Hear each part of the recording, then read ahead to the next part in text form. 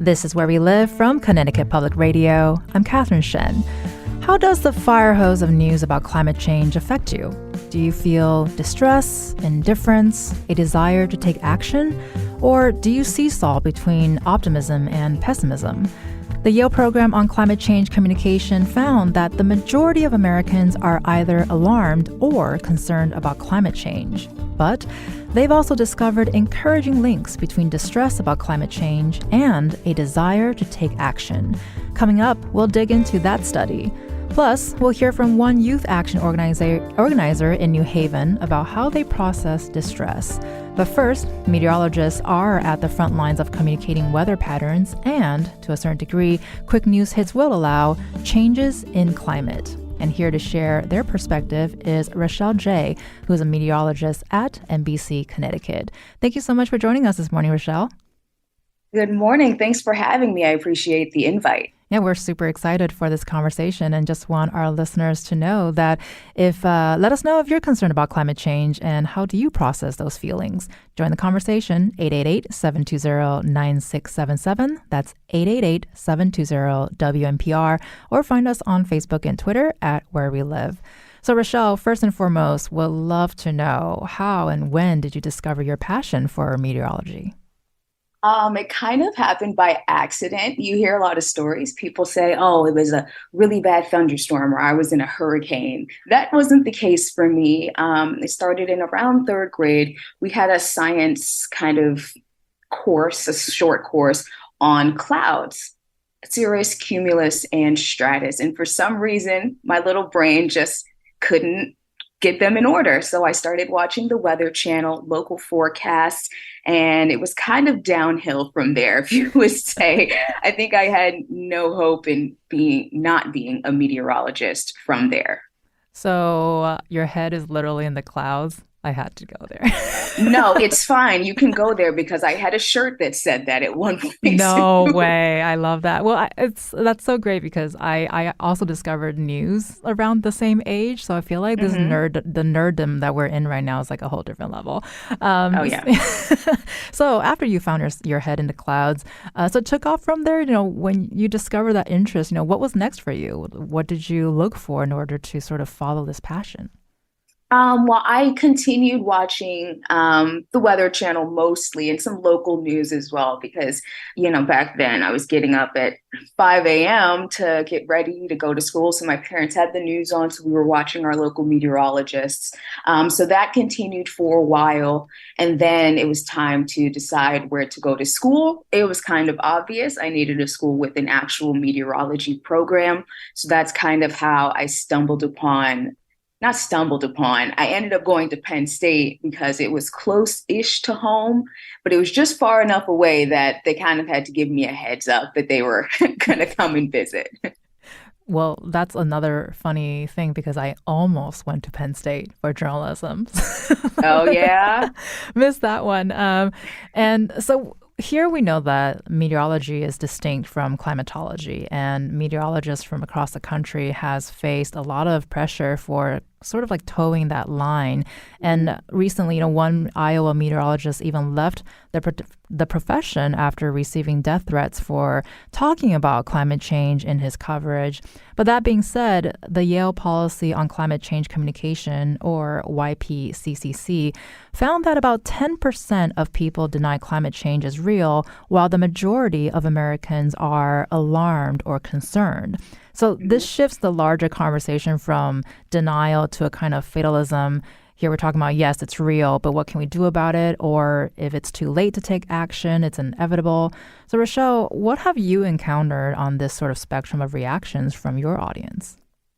Overall, and I will say that I don't get necessarily a lot of responses just on any given day, any given topic for the most part, but the few messages that I have received have been positive. They've been, thanking me. Thank you for touching on this. Thank you for expanding on this in your daily weather report. We really appreciate it, which I will say was a little surprising considering, some of the things we've seen online across the country about other folks covering climate change and how that might be received by different audiences. So it was refreshing for, folks to just really quickly, right after I got off air, I went on and checked some notifications and they were thanking me for it. So there's definitely that positive aspect that people want to know more, not just about, how the numbers are shifting, but how is this affecting me in my everyday life? And also, with a different audience, sometimes you'll visit schools in the state and speak to students about meteorology. And NBC Connecticut chief meteorologist Ryan Hanrahan told us last year that he actually fielded a question about fatalism in one classroom. But curious to hear, what are you hearing from the kids on the climate front, especially today?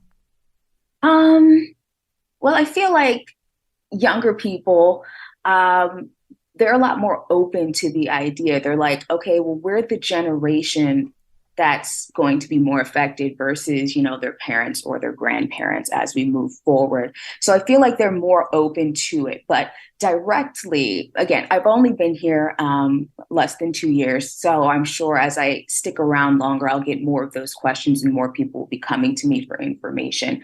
But they're interested. They want to know what's going on.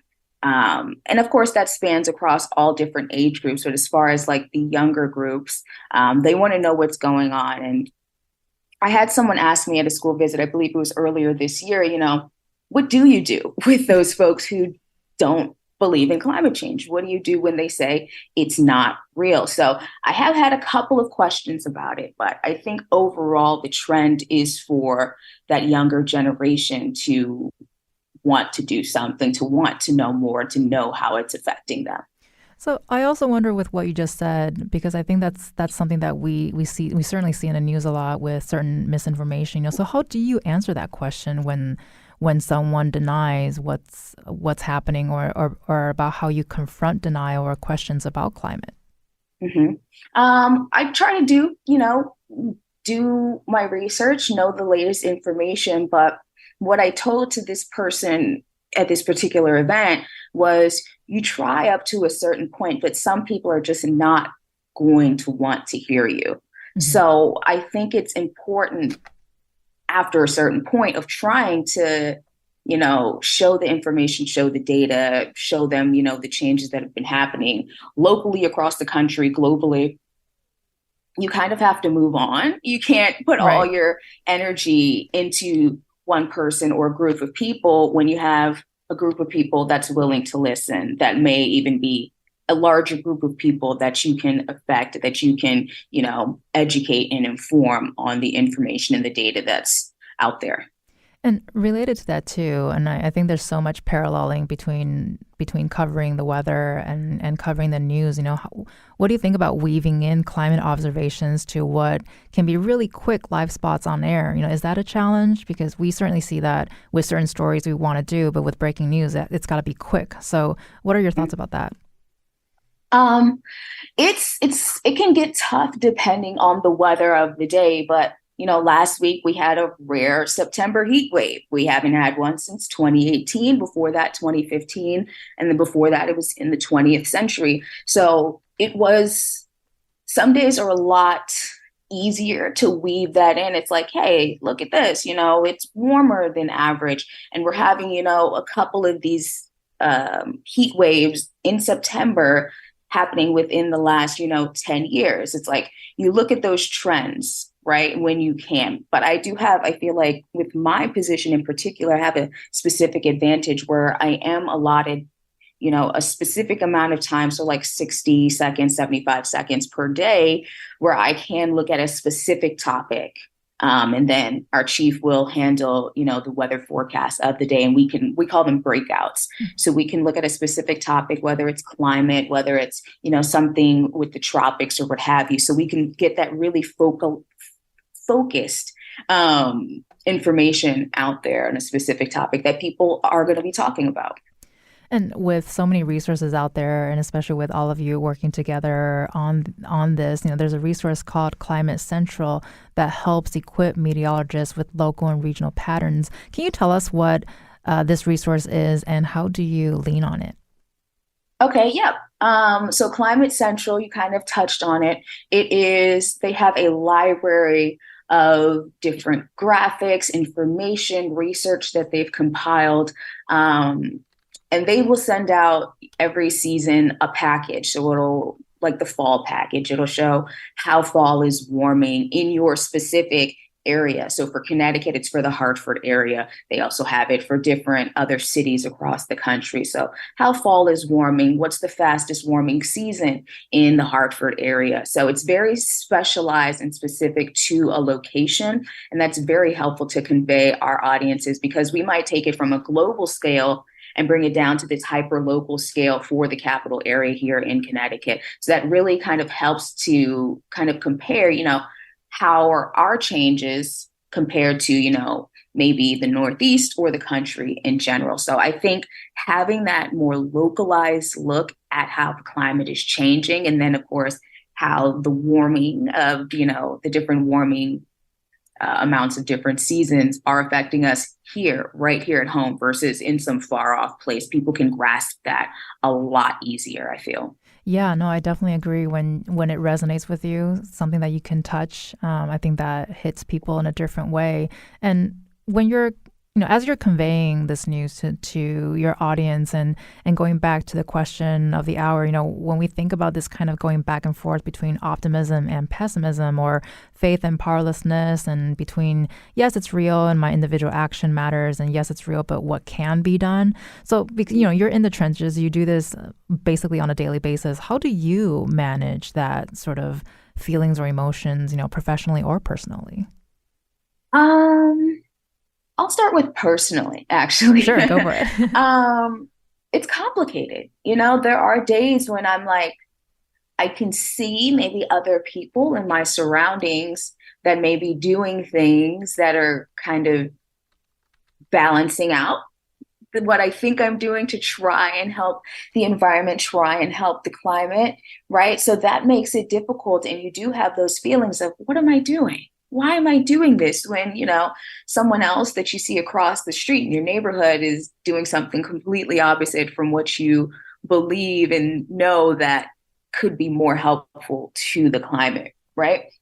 Right. But also in a professional setting, it's like, we know that in many cases, broadcast meteorologists are maybe the only scientists that our viewers are coming into contact with for the day. It's like, of course, we have doctors and things like that, but on like a daily basis, we're kind of like the face of science for many people. So we do have that responsibility. I won't call it a burden, I'll call it a responsibility to bring that information to our people, regardless of how we may feel in our personal lives. So I think that's a little helpful when I'm feeling down on a personal level to know that it's like, okay, well, I can bring some information to someone and they can make more informed decisions on what they might be able to do. So it's that balance, but it is complicated, I will say.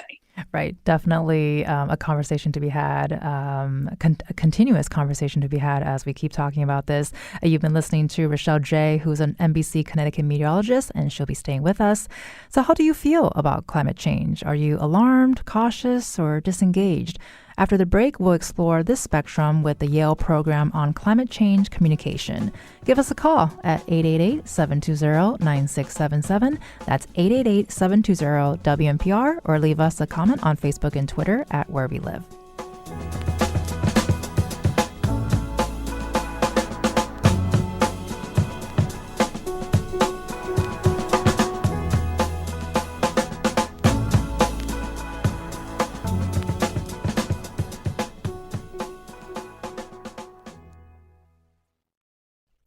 This is Where We Live from Connecticut Public Radio. I'm Catherine Shen. Here's a question for you. Where do you fall on the spectrum of reactions on climate change? The Yale program on climate change communication has been surveying the public, finding that the majority of Americans are either alarmed or concerned about climate change. And here to discuss these findings and the links they found to taking action is Dr. Anthony Leiserowitz. He's the founder and director of the Yale program on climate change communication and a senior research scientist at the Yale School of the Environment. Thank you so much, Anthony, for joining us this morning. Hey, thank you. It's great to be with you. And for our listeners, feel free to give us a call, 888-720-9677, or find us on Facebook and Twitter at Where We Live. So, Anthony, before we get into the portion of your study that's focused on the links between distress and action, I want to start with the Global Warming's 6 America study and the spectrum of reactions that you're sort of gauging there. What are the Global Warming's 6 Americas? Yeah. So about 15 years ago, we started a major project trying to understand how the American public was thinking about climate change. And we quickly realized that Americans don't have a single viewpoint about climate change. And in fact, it was too simplistic to just divide them into believers and deniers, which is what many people were doing. So we did a very sophisticated analysis and found, and have been tracking ever since, what we call global warming 6 Americas. So very quickly, they range on a spectrum from the alarmed. Last December, our most recent study, that was 26% of Americans who are fully convinced climate change is happening, it's human caused, it's urgent, they strongly support action, and the fundamental question in their mind is, what can I do and what can we do collectively to actually solve this problem? The next group is what we call the concerned at 27%. These are people who also think it's happening, human caused and serious, but they still tend to think of the impacts as distant in time and space. So maybe my grandkids will experience this. This is about polar bears or developing countries, but not this country, not my community, not my family. So for them, they're still trying to get their heads around the fact that climate change is happening right here, right now, and of course already harming us. Then comes a group we call the cautious at 17%. You can think of these people as still on the fence. Is it real? Is it not? Is it human? Is it natural? Is it serious? Is it overblown? They're paying attention, but are still kind of confused. Then a small but important group that we call the disengaged. This is 7%. And they basically tell us, I don't even think I've even heard that term global warming before. I don't know anything about it. Then a group we call the doubtful at 11%. These are people who say, I don't think it's real, but if it is, it's just natural. Nothing humans have anything to do with, nothing we can do anything about. So they don't pay much attention to it or see it as much of a risk. And then last but not least are the dismissive, currently at about 11%. And these are people who are fully convinced it's not happening, not human caused, not a serious problem. And they quite literally tell us that they're conspiracy theorists. They say it's a hoax, it's scientists making up data, it's a UN plot to take away American sovereignty, and other such kind of conspiracy type narratives. But the last and really important thing to say here is that they're only 11%. But they're a really loud 11%. They're really vocal 11%. They tend to dominate the halls of Congress. And they basically, in many ways, intimidated the other 9 out of 10 of us into what we call climate silence, where people are afraid to even talk about climate change because they don't know who that other person is that they want to bring up the subject with and what their view is. And most people wrongly assume that it's half or more of the country, but it's not. They're just really a very, very, very small minority, but they're loud. And with what you just spilled up, there are so many stats out there and various groups of people with their various feelings about what's happening with the climate. And especially with your experience and with your communications, how does this upend common misunderstandings around climate change as well as public standing on the issue? So again, we find this very widespread problem, and I'm going to use an academic term called pluralistic ignorance, and I apologize for that. But basically, it's that most people dramatically underestimate the level of concern and support for the issue of climate change of their peers. So that's true of everyday people who tend to think that many more Americans are dismissive than actually are.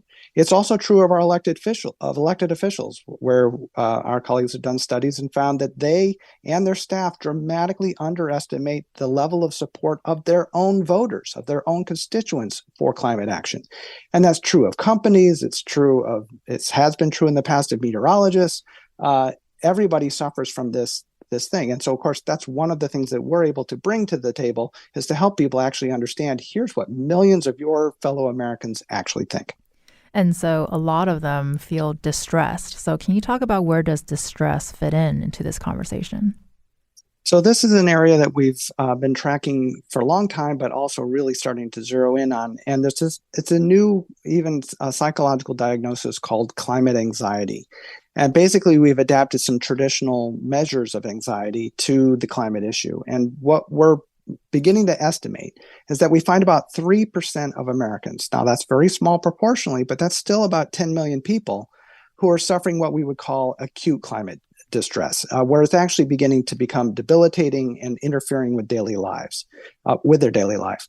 But more interestingly, we find that there's a larger set of Americans, around 8 to 10%, who are at least experiencing one or more attribute of larger climate distress. But what's so fascinating is that they are far more likely to actually be taking action in their own lives. They're more likely to be donating money to organizations working on climate change, to contact their elected officials to demand action on climate change, to volunteer their time to an organization working on climate change. And they're also far more likely to do a whole range of additional behaviors or actions to try to demand systemic change. So it's just to say that while there is a small group of people who are suffering, serious debilitating levels of climate anxiety, and of course, for anyone who's in that position, we strongly encourage them to seek help. There are enormously important resources in every community, mental health, social services, therapists, et cetera, who can help you deal with that. Don't try to do it by yourself.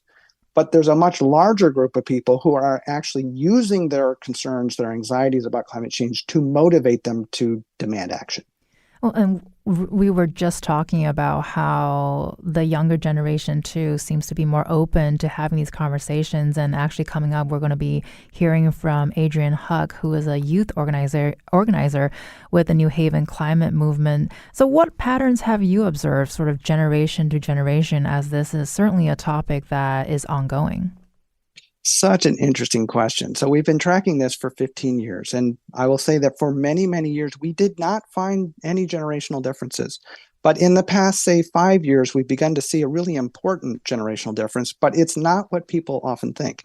Many of us older folks tend to assume that it's just younger people in general. Young people, they care much more about this issue. They're going to inherit this mess, and of course, they're going to have to deal with the consequences far more than those of us who are older. But what we actually find is when you break it down by political party, young Democrats do not have different views about climate change than their parents or their grandparents. As a whole, they are all very, very concerned with the issue and supportive of action.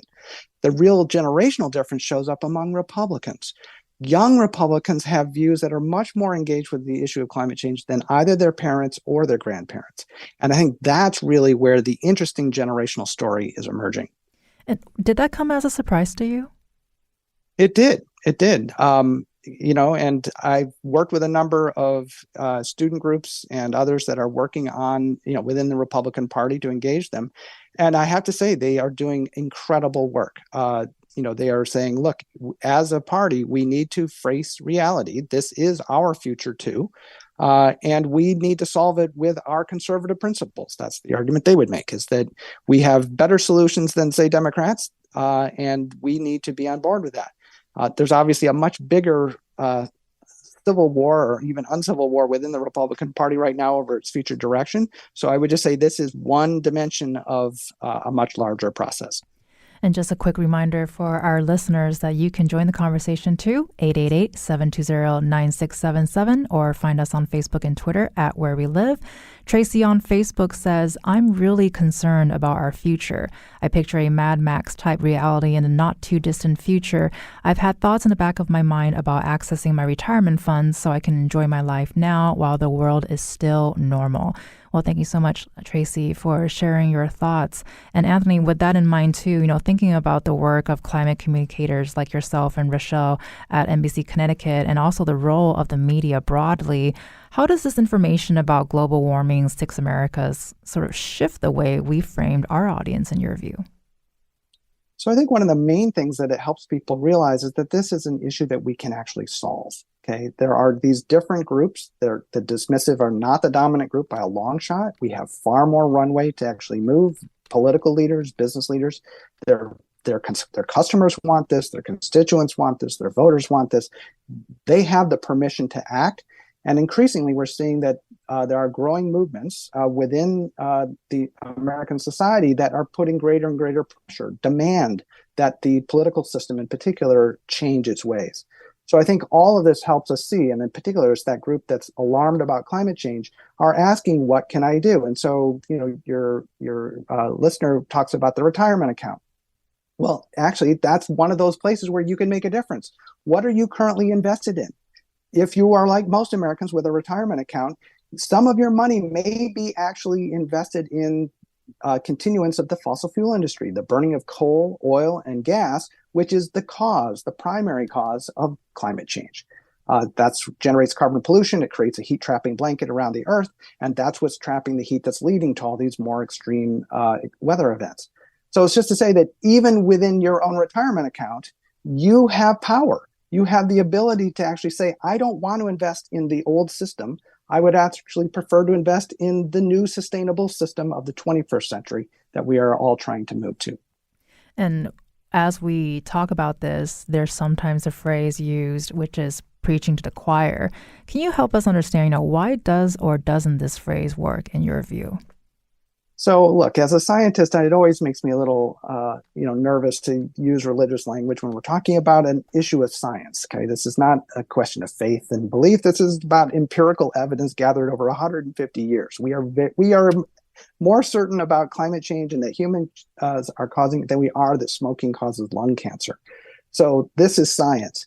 However, when people do use that phrase, I think it's also valuable to remember that, choirs are important. Choirs are the people who will come to church once, twice, 3 times a week to practice the hymnal, to lead the congregation in song and in celebration and in religious ritual. Just because of the choir doesn't mean you shouldn't be paying attention to them. In some ways, you should be paying the most attention to those people because they are the most engaged with you. And so using that Six Americas framework, that's why the alarmed are so potentially important. And this is I think, really critical point.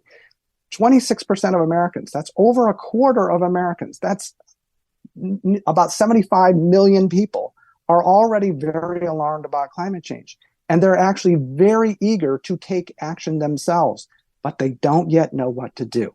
And no one has ever asked them to take action in their own lives. So if we're going to use the metaphor of the choir, I would say that the alarmed are the ones that already fully believe climate change is happening. They understand how important it is, but they haven't yet been engaged in what to do. And also still with us is Rachael J. from NBC Connecticut. She's a meteorologist there. And Rachael, you've been listening to this conversation. Would also love your thoughts on what Dr. Leiserowitz is saying about how this conversation is changing. It's always interesting to hear different data than what may be coming across my emails or my timeline. So it's interesting to just hear what other scientists are coming across when it comes to, who's receiving this information, how they're receiving it. And I just find it very insightful just to hear kind of someone who is in a different field that is related to what I do, just to see what they're coming across. And I think when we have these different types of scientists coming together and communicating, that's when we have the best chance to reach the most people. And Anthony, with everything that we've just talked about, especially with the various groups with their various concerns, why do you think we fall into sort of the pitfall of focusing on the dismissive crowd?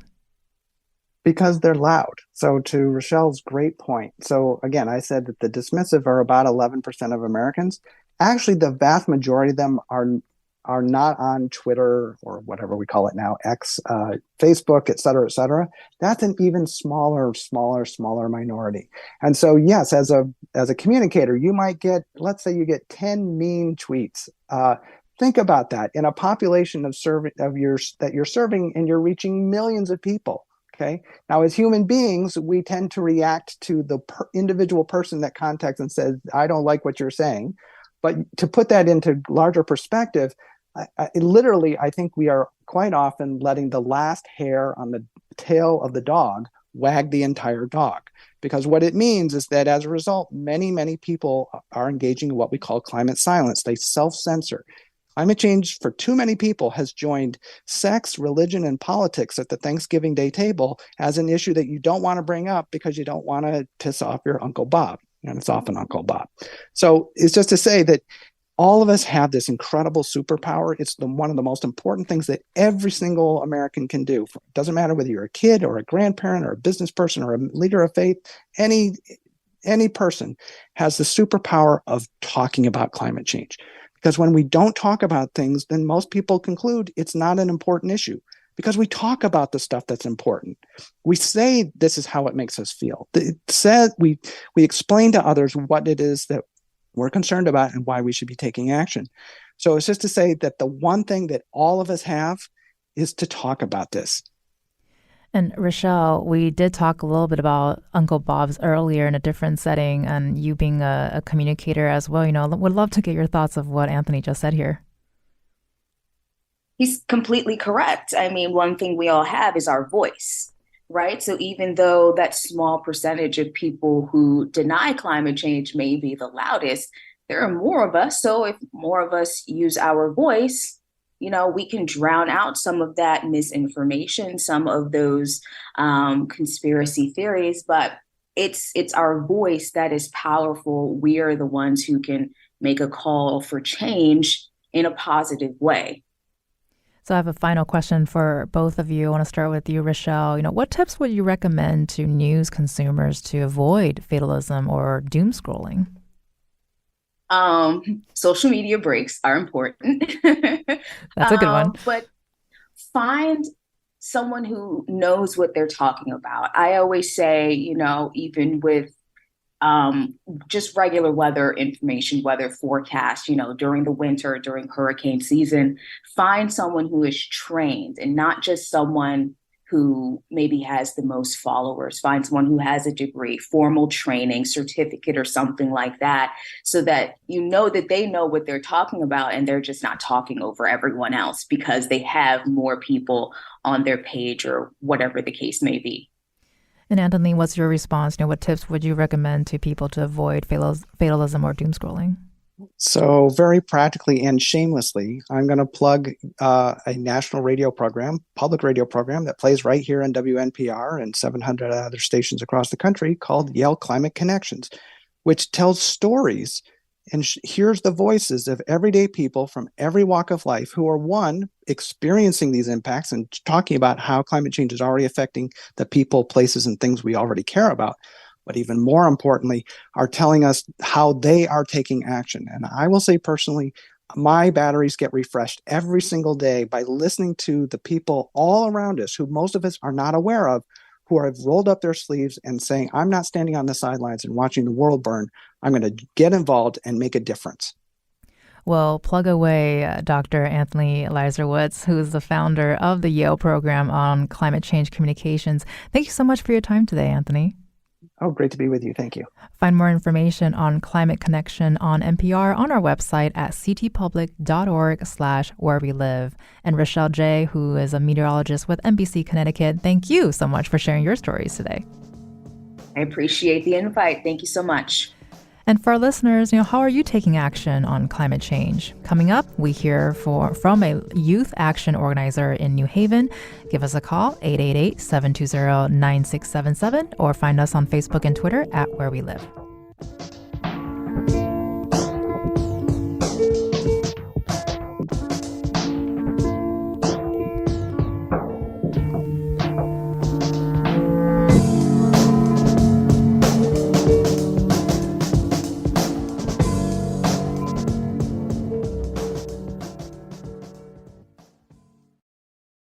This is Where We Live from Connecticut Public Radio. I'm Catherine Shen. This hour, we've been talking about the different ways we might cope with climate change and feelings of pessimism or powerlessness. And joining us now to share their perspective is Adrian Huq, who's the co-founder of the New Haven Climate Movement Youth Action Team. Thank you so much, Adrian, for joining us this morning. Thank you. I'm so happy to be here. And listeners, how are you taking action, small or large, on climate change? Let us know, 888-720-9677, or leave us a comment on Facebook and Twitter at Where We Live. So Adrian, you've been listening along this hour. Would love to know, what are your thoughts about this really huge spectrum of responses to climate change? Yeah, so plenty of things during this conversation have definitely resonated with me. For example, when Anthony had just mentioned how hearing stories about how people around the world are, getting into the groove and pulling themselves together and really doing action on climate change within their own communities is something that refreshes his battery. And I definitely resonate with that.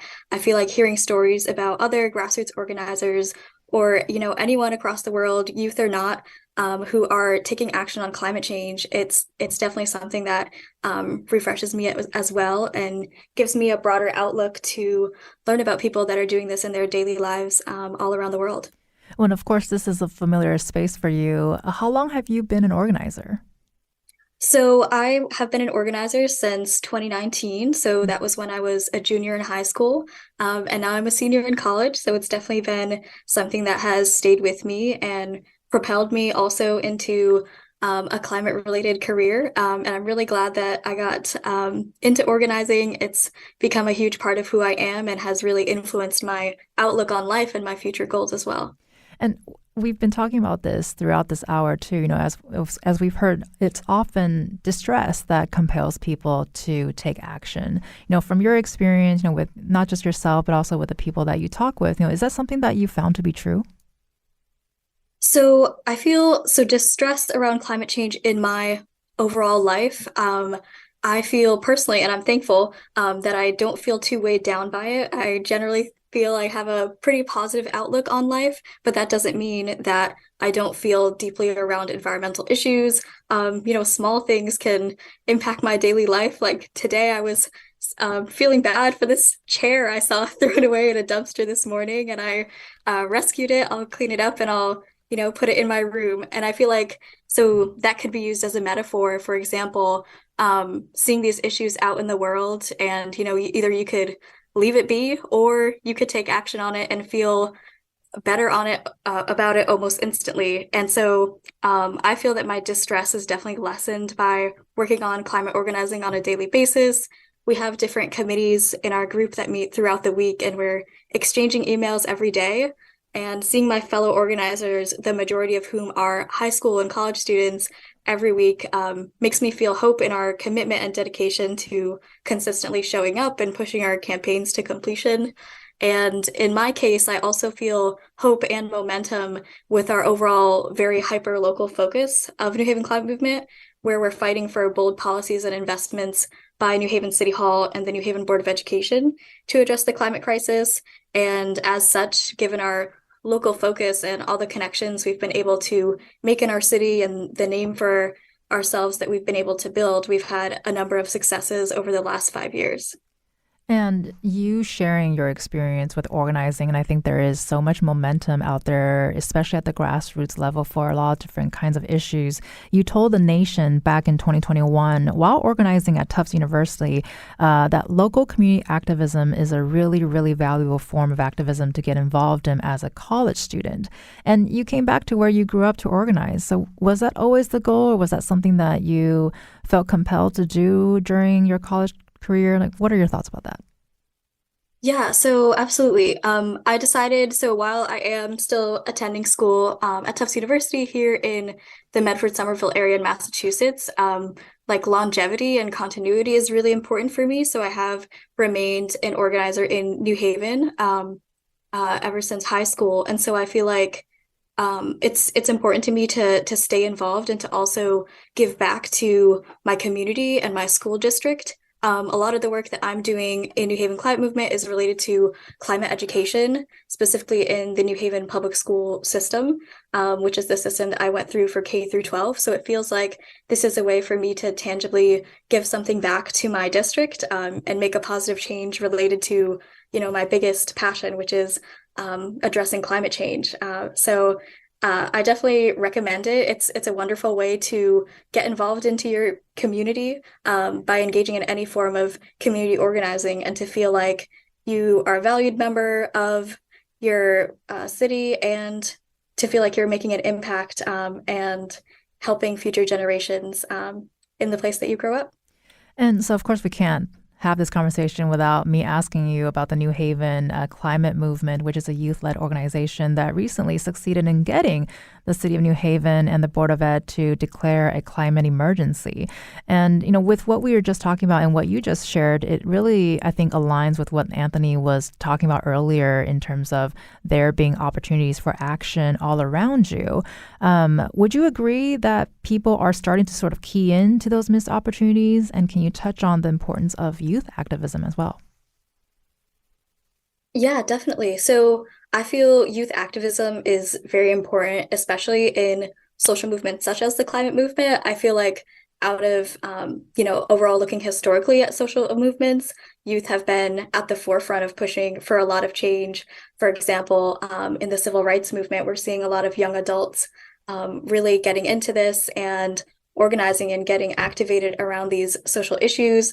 And we also see that in the climate movement, where it really reached the mainstream around 2019 as Greta Thunberg started the Fridays for Future movement that still continues today and really made waves throughout the world in having all eyes on climate change and climate action, especially from youth. And yeah, youth leadership is so important. Me getting involved at a young age has definitely influenced my career path and what I want to do. It has given me a lot of skills and opportunities like these. So I definitely see so much value in youth leadership on climate action. And so because there's so much movement really everywhere around the world, recently organizers in Montana won a lawsuit against the state saying it had violated its own constitution by promoting fossil fuel development. And the New Haven climate movement is also really focused on the city and New Haven County. But how did this news hit you? What was going through your mind when you learned about it? Mm-hmm. So definitely, it was something that we had discussed and it has been on our radar. I was really happy to hear this news that on a state level, Montana and these youth that have been involved in that case have been able to get their state to recognize that a safe climate should be a right. And I know that in Connecticut and also other states, there is a movement taking off with the Green Amendment, getting their state legislatures to recognize that a safe climate is a right that residents should be protected by. So while we do have a very local focus, we're also very aware and cognizant of the movement that's happening on a state and national level. And I feel like that case definitely sets an important precedent for what's possible and what kind of protections that our government can provide us going forward, especially given, the accelerating rate of the climate crisis and an increasing need for governmental help and aid in many ways. So with the increasing need of not just activism, but also policy changes, as you mentioned just now, what are some of the top priorities right now for the New Haven climate movement? So yeah, we have many different committees. I can go on and on, but I will keep it short and sweet with some of the things that we are currently working on. So in our advocacy committees, we're making preparations for a climate rally we're hosting this Friday. It has the theme "Wrong Way, Turn Back Now," sort of like taking inspiration from street signs. And so it'll be this Friday, the 15th on the New Haven Green. We're going to be doing some sign making starting at 4:30 and then having a rally and brief march from 5 to 6 p.m. ending at City Hall. And we're also bringing members of our team down to New York City by train on Sunday, the 17th, for the National March to End Fossil Fuels and mobilizing others to join us as well. And Mayor Justin Alliger has also agreed to declare the 17th as Climate Action Day in New Haven in an effort to mobilize more community members to join us. And to summarize some work from other committees right now, our Climate Education Committee, we're working to hold the New Haven Board of Education accountable after they passed our BOE Climate Emergency Resolution exactly 1 year ago, September 2022. And this resolution includes objectives that push the BOE to reduce their carbon footprint and transition to sustainable operations through actions such as electrifying their fleet, starting composting in schools, planning for how schools can help families prepare for climate-driven health impacts, and more. Our Electric Future campaign works directly with the city in electrifying additional buildings and vehicles within the city fleet to electric power. And our newest committee, the City Construction Fees Committee, aims to get New Haven to apply 30% of construction fees that the city receives from developers as new buildings go up to go towards climate projects to help relieve climate debt and pay for present damages, acknowledging that every new building that goes up has an impact on greenhouse gas emissions and climate change. And you can find more information about those marches on our website at ctpublic.org/where we live. Well, Adrian, you just shared so much stuff. You're clearly very, very busy. And did you ever think that this was going to be sort of your life when you started organizing during your junior year? And how would you describe that blend of optimism or pessimism that drove you into action and obviously still driving you today? Mm-hmm. So I would say I definitely had some environmental inclinations growing up. I was very interested in topics like recycling and food waste in elementary school and pollution as well. I remember doing a project on that. And then on the middle school level, I kind of took action on the food waste side I would always be the one to take home my friends like extra fruits from school lunch or extra paper and bring them home. Just because we didn't have, facilities in place for us to deal with food waste and to deal with recycling in our schools. And so I spoke to my teachers and got like food share tables set up in classes where students could put unopened extra snacks or fruits and others could take from at any time. And I brought those values with me to high school where we had the same issues of the district not recycling and also dealing with so much food waste on a daily basis. And so really taking those views with me and then later learning about energy efficiency and climate change, everything really came together in a perfect storm of me realizing that I need to get engaged on this.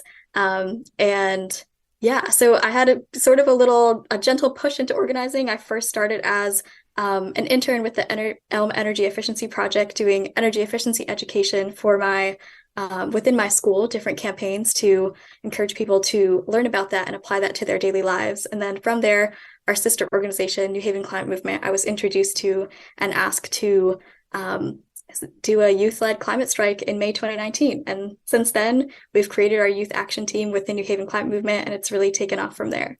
And we've got about a minute left, but would still love to ask you that, you have so much experience in this, various in advocacy and education as well. What would you recommend to an alarmed, concerned, or distressed listener who wants to organize in their community?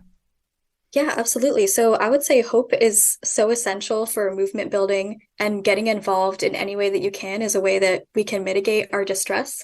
By giving up hope, we aren't as strong of organizers and we're essentially giving up some of our power. And I feel that there are ways that we can all fit in and play a role in taking action. So whatever you're interested in, there's ways to plug in. For example, if you love to bake, maybe you could bake some goods and sell those to fundraise for different climate nonprofits. There's so many creative ways that we can all play a part, even if you're not directly, on the ground organizing. There are ways that we can all contribute to the movement and in turn, make us feel empowered in the process.